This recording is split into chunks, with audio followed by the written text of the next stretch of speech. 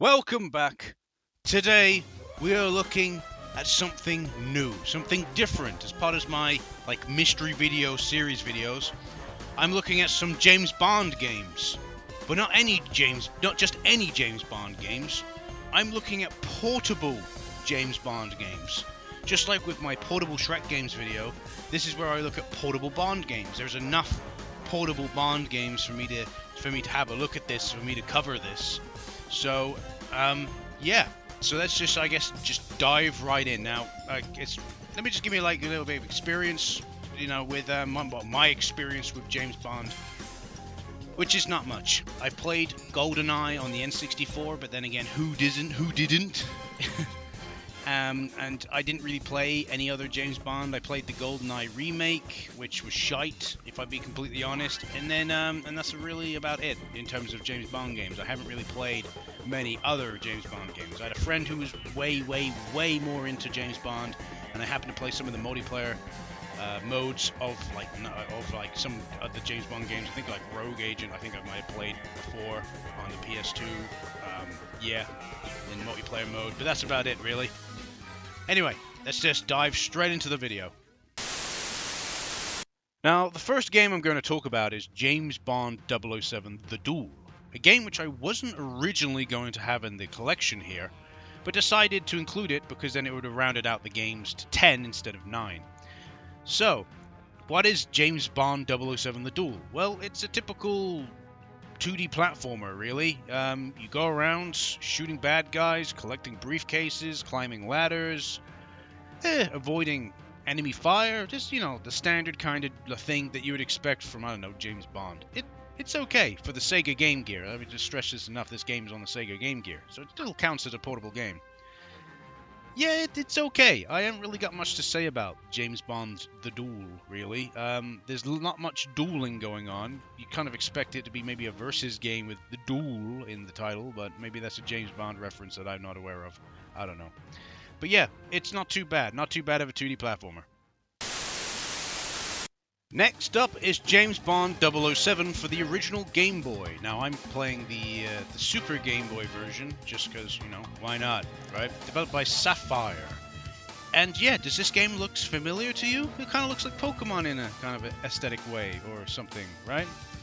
Well, it doesn't, very, very similar, right? Very similar, but it doesn't really play like that. You kind of roam around, trying to talk to people, trying to solve things, you have to try and get a hammer. Like, look here, right?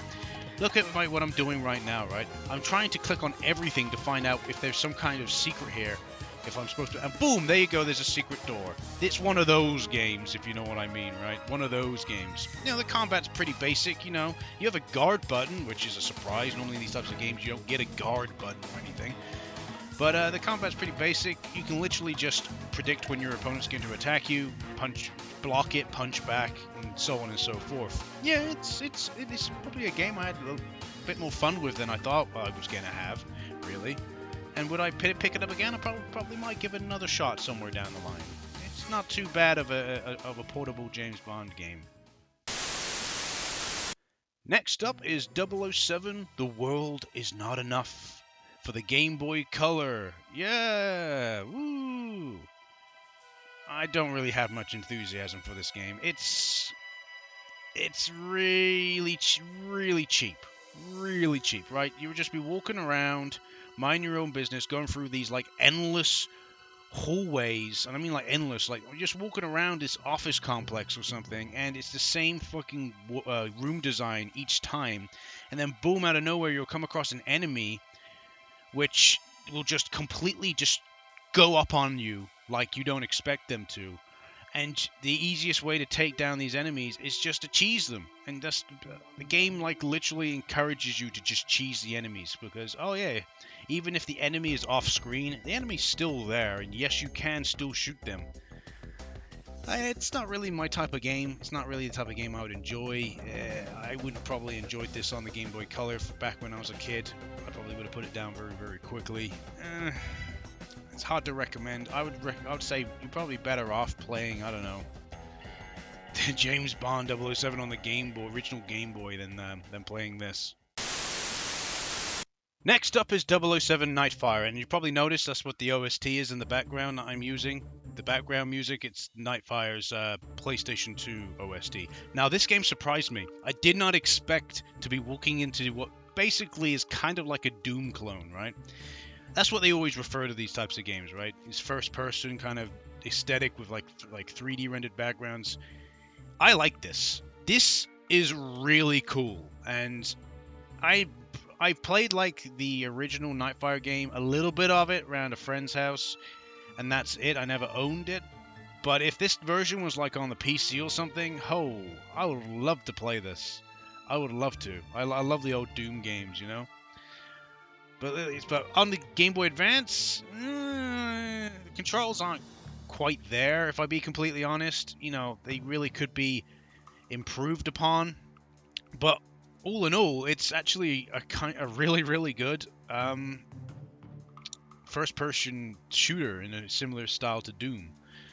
It really is. I was pleasantly surprised when I boot this up and I started playing and I saw this. I was like, what? What? You know? So yeah, definitely worth picking up and at least trying. It's like there is a couple of games on the Game Boy Advance which had a similar aesthetic to the Doom. I think Doom even had its own port on the Game Boy Advance, Doom Advance. Definitely worth just checking out. Definitely. Next up is the Game Boy Advance version of 007 Everything or Nothing. Oh boy, I did not enjoy this game. No. So basically, we've gone back to a similar style to what 007 The World Is Not Enough had. Similar kind of gameplay style. Just at least that one had a good perspective. This perspective, being it's kind of slanted perspective, is not great. And it doesn't work for it. It doesn't help that you also have melee combat in this. Look at this. Melee combat, right? And you've got to use like stealth moves and shit to take down enemies, and it's just a mess. I'm not gonna lie. I don't know. Like, it really is just kind of a mess. Look at this. Like, I'm trying to get next to him to try and do a silent takedown. That's the one.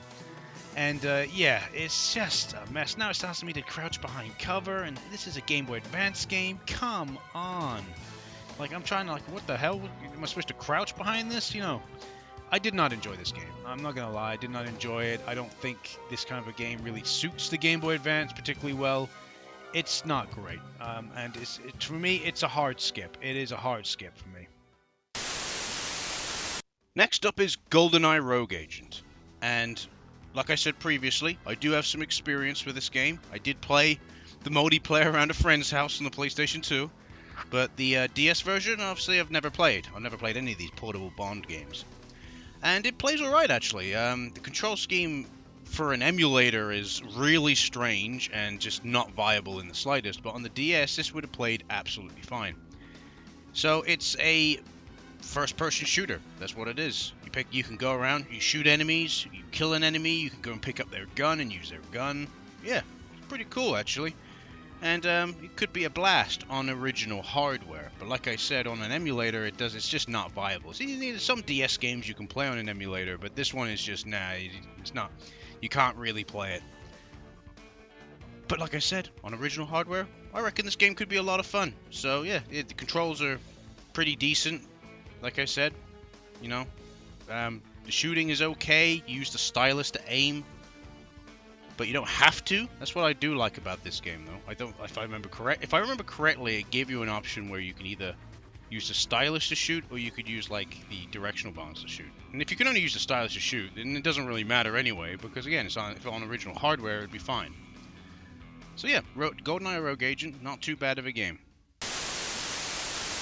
Next up is From Russia with Love on the PlayStation Portable PSP. Featuring the voice of Sean Connery, one of the Bonds of the past. And it's strange. It's really strange. I've never played this game before, and the PSP version is just strange. Number one, there is cutscenes in the game. The cutscenes are fine, but the thing is, all of the characters, except for James Bond, speak normally. But James Bond, it sounds like they're using, like, dialogue from one of the films, so it just sounds so, it sounds so different to everyone else talking. Yeah, so there's that. You're Sean Connery. And then there's the gameplay itself, which is it's not great. You have this like auto aim system that sometimes decides to work. Sometimes. It doesn't always work. It sometimes works. Like if let's say for example you could be not exactly facing your opponent. Don't keep in mind that there's no real way to rotate the camera in this game besides just the camera just slowly shifting to where James Bond is currently facing. But you can come around here, an enemy could surprise you, and then, oh, well, you use a takedown there, but quite often you see an enemy, it'll lock onto an enemy like that that's really far away, when there's an enemy closer that you would rather it lock onto. So it's kind of sporadic on how it locks on. It's okay, I guess, but it's not my type of game, and like I said, the auto-aim just kind of ruins it, really. Next up is Quantum of Solace, and yes, I know, look at this perspective. It's really fucking strange, isn't it? Guess what's even stranger? Trying to play it on the emulator, where it's kind of like on its side.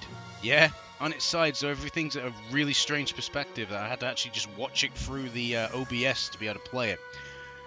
So yeah, they decided to have this in the, like, what I call the book format for the Nintendo DS, and does it work? Yeah, I guess for original hardware it would work okay. But my issue is with it being very similar to the GBA games. You know, the GBA games I talked about earlier, with the with James Bond being, you know, you're in third person, or you're in a perspective that's quite far away, and you're watching him move around like that. It's not exactly great for the DS. You know, for the like home consoles, I think it works better. But for like portable consoles, I just don't think it works great. Like here, it's like I'm trying to shoot the guy and I'm struggling. It's just like, wait, what do I need to press again? Yeah, that's the other thing. The controls are like not what you would expect. So like the shoot button is not what you would expect the shoot button would be, and shit like that. And it just kind of throws you off. I only ended up playing through like most of the tutorial, and I was like, nah. Believe it or not, this game was also developed by Visaris Visions, believe it or not. Yeah, so they're a bit ambitious with this game, if I be completely honest. But yeah, to me, it's a hard pass. It's just really strange how it plays, and even on original hardware, I think people would find it really strange to play just because of the like format it is in. You know, a first-person shooter which you're playing on a book, effectively speaking.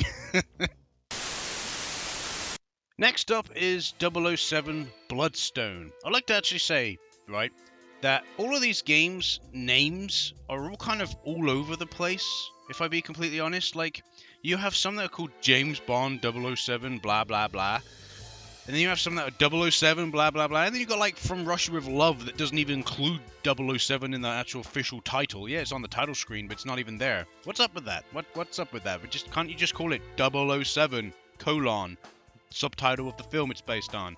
Wouldn't that be so much easier? But apparently not. It's not easier. So yeah. What have I got to say about Bloodstone? Yeah, it's another third-person James Bond game that plays in a similar fashion to some of the other ones. But the difference is, it's like, imagine like From Russia with Love, but with better controls, no auto aim, and yeah, and that's really about it. Really, it's like From Russia with Love, but without the annoying auto aim. Also, this is I couldn't quite find the proper European version, so I think this is like there's Dutch or something going on. But you have like segments like there's a boat scene or something. Yeah, I ain't really got much to say about this game. It's kind of meh, if I be completely honest. In terms of like controls fine, but it's just kind of meh. Next up is the final game, Goldeneye 007. Yep, a port of the remake of Goldeneye 007, right? Remember when it got like remade for the Wii, and it was going to release on the DS, but then it got a reloaded version on the PS3? Well, guess what? I played the reloaded version on the PS3. And a lot of people completely shit on it, and I completely agree with them. It's nowhere near as good as the original on the N64 by far, obviously. But as just I don't know, a first-person shooter, it's really mediocre, like really mediocre. Now, the DS version, at least kind of aesthetically, looks similar to the N64 version because it's DS graphics. But on the same, but in terms of playing, it plays similar to the other portable James Bond games on the DS, except for Quantum of Solace, obviously. Yeah, it plays pretty similar to them, really. It doesn't really play well. You have to use the stylus to aim. On the original hardware, I guess it would play okay, but at the same time, it's just really strange. Like, you'd just be walking around and it's like, oh, the enemy placement's kind of really strange, I think. And I don't really feel like the enemies really move around that much like they did in like the original Goldeneye. But yeah. So what do I think about this version of Goldeneye 007? I guess if you wanted to play Goldeneye 007 on the go, you'd be better playing it on Project 64 on the emulator on your fucking phone than playing this piece of shit. But in all fairness to the game, to this game, it's mediocre. It's just mediocre. Unfortunately, it has Goldeneye 007 on it, really. That's all it is. And there we go! There's all of the James Bond portable games. Ooh. In all fairness, I thought I'd be more interested going into this video in the James Bond series. I thought, oh yeah, let's have a look at the portable games. You know, I've never been massively into James Bond. You can't say I'm massively into Shrek, and that's the reason I did the Shrek portable games. I just thought it'd be a fun thing to do, and same for this video. But going into it and then coming out of it, yeah, they're kind of mediocre. Pretty much most of the portable Bond games are kind of mediocre, which you could say the same about the Shrek games, in all fairness. At least they have some comedic value because it's Shrek. But with this, it is just kind of mediocre, really. The only game I really would like to play myself, but I would personally want to play it on PC with mouse and keyboard, would be Nightfire on the Game Boy Advance. If there was a version of that on PC, I would love to play it, but I doubt it. Anyway, I'm not going to bother looking because I'm pretty sure it probably doesn't exist. So yeah, so there's all the portable James Bond games. I hope you had fun, because I was like a bit mixed in recording these games and whatnot. But I hope you enjoyed the video anyway, regardless. I've been Bio. Thanks for watching, and like, comment, subscribe. Let me know if you played any of these games, portable versions, what you thought of them, if you played them. Let me know. I'm more interested in a comment than I am for a like and a subscribe, if I'll be honest. So yeah, let me know. Thanks for watching again, for the third time. I've been Bio. See ya.